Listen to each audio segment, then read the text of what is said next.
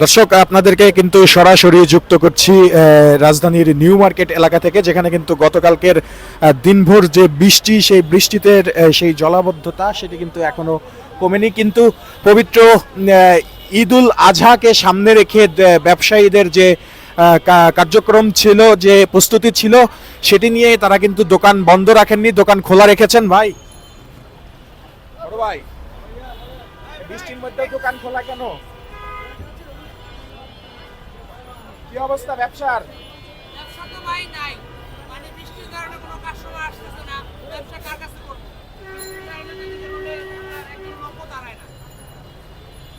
দর্শক, আপনারা কিন্তু দেখছেন নিউ মার্কেটের যে জলাবদ্ধতা, সেই জলাবদ্ধতা কিন্তু ব্যবসায়ীদের একটি ভোগান্তির কারণ হয়ে দাঁড়িয়েছে, এবং তারা কিন্তু সেই জলাবদ্ধতাকে উপেক্ষা করেই তার উপরেই কিন্তু ঈদের যে কেনাকাটা, ঈদ কেনাকাটার যে বাণিজ্য, সেটি কিন্তু তারা চলমান রেখেছে।